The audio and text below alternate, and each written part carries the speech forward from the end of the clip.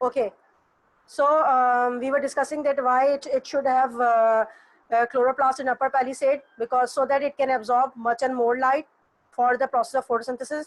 Why it has intercellular spaces, the leaf have intercellular spaces so that rapid diffusion of carbon dioxide takes place.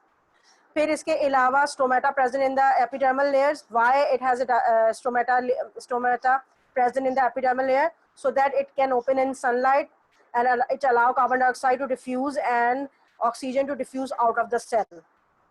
Okay, adaptation by the veins have xylem and phloem. Xylem for the transport of water and phloem for the transport of food. Petiole, the adaptation of leaf, the structure leaf have the petiole, the leaf stalk is actually for holding the leaf and to absorb maximum light energy. ठीक है. फिर another question is that what sort of minerals are required by the plant. If we talk about the minerals, there are some known metallic minerals. You know the difference between the metals and known metals. I think you have this. You have study it in your chemistry section, chemistry subject. That the metallic, the substances which which do not have any luster and other other properties as well. Okay. Essential elements which are required by the plants are carbon, hydrogen, oxygen, nitrogen, phosphorus and sulfur. And the metallic essential elements are potassium, calcium, magnesium, iron. Okay, so we have discussed that carbon, hydrogen, oxygen जो है वो तो photosynthesis के process के अंदर use हो रहा है.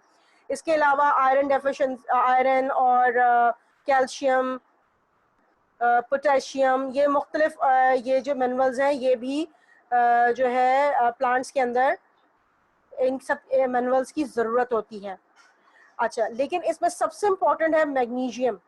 मैग्नीशियम जो होता है वो ज़रूरी होता है क्लोरोफिल बनाने के लिए. बहुत इम्पॉर्टेंट कंपोनेंट है क्लोरोफिल का.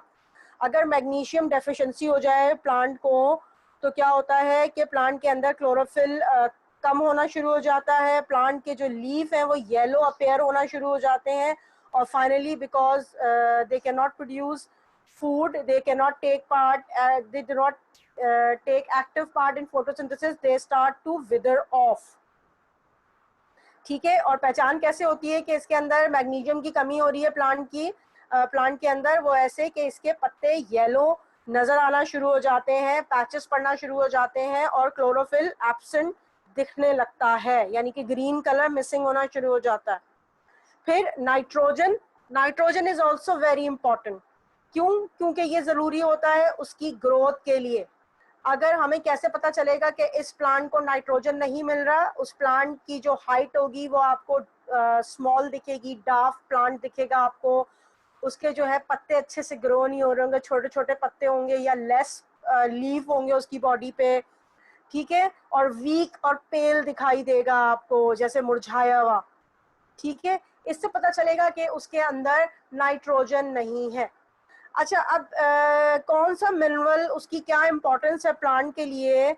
इसके लिए जो है कल्चर एक्सपेरिमेंट्स किए जाते हैं जिसके अंदर प्लांट को जो है ऐसे न्यूट्रिएंट के अंदर, ऐसे न्यूट्रिएंट मटेरियल के अंदर डिप करके रखा जाता है जिसके अंदर या तो कोई मिनरल मौजूद होता है या तो कोई मिनरल एब्सेंट होता है. इससे क्या फ़ायदा होता है कि इन एक्सपेरिमेंट्स के थ्रू मालूम किया जाता है कि कौन सा जो मिनरल है उससे क्या जो है प्लांट, कौन सी जो है प्लांट के अंदर डेवलपमेंट होती है. तो ये जो कल्चर एक्सपेरिमेंट्स हैं इनको मैं अपने अगले लेक्चर में डिस्कस करूंगी. ठीक है. जो कि नेक्स्ट मंडे होगा. लेकिन इस Wednesday I have plan to take the assessment quiz from all of you. ठीक है. तो अब आप लोगों ने क्या करना है, आप लोगों ने प्रिपेयर हो जाना है उस असेसमेंट क्विज के लिए, जो कि इंशाल्लाह मैं अपनी नेक्स्ट क्लास में लूंगी.